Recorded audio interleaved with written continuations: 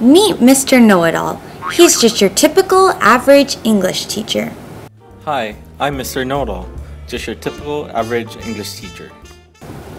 Mr. Know-It-All likes to make copies, print pictures, and use video in his classroom. However, the more media he adds, the more in danger he is of violating copyright laws. Here he is, photocopying an entire book for his students. Not so fast, Mr. Know-It-All.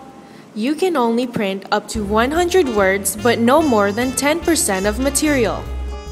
I'm sorry, I didn't know that. Well, at least that saves my printer ink. Now, look at Mr. Know-It-All, caught in action again. Here he is using hundreds of pictures from National Geographic and editing them to make a collage for his lesson. No, Mr. Know-It-All. You cannot use more than 5 pictures from one author, no more than 15 pictures from a collection, and you cannot edit or manipulate the pictures. You caught me again. That's okay. I've always wanted to develop my photography skills anyway. Mr. Know-It-All, haven't you learned anything from us? Look at you using more than 30 seconds of Miranda Cosgrove's Dancing Crazy song for your digital story. And burning copies for your students? You can only use up to 30 seconds, but no more than 10% of a sound clip. You also cannot edit or reproduce the music.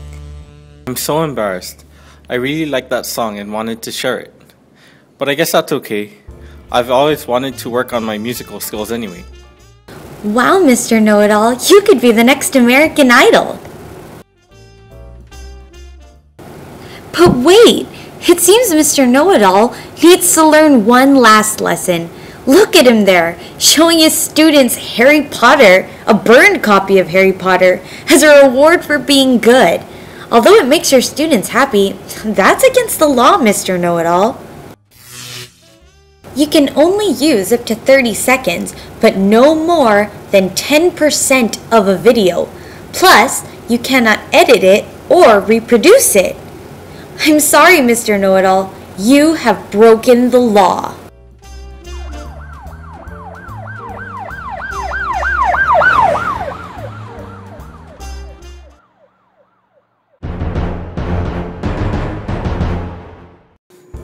A copyright is a property right attached to an original work of art or literature. It grants the author or creator exclusive rights to reproduce, distribute, adapt, perform, or display the protected work, other than someone to whom the author/creator has extended all or part of these rights. No one else may use, copy, or alter the work. Wrongful use of the material gives the copyright owner the right to seek and recover compensation in a court of law. A copyright gives the author or owner the right of control over all forms of reproduction, including photocopies, slides, recordings on cassettes and videotapes, compact discs, and other digital formats.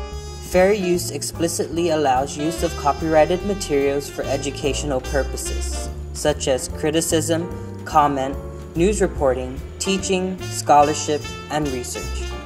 Rather than listing exact limits of fair use, copyright law provides 4 standards for determination of the fair use exemption. Number 1. Purpose of use. Copying and using selected parts of copyrighted works for specific educational purposes qualifies as fair use, especially if the copies are made spontaneously and used temporarily and are not part of an anthology. Number 2. The nature of work. Number 3. Proportion/extent of the material used. And number 4. The effect on marketability.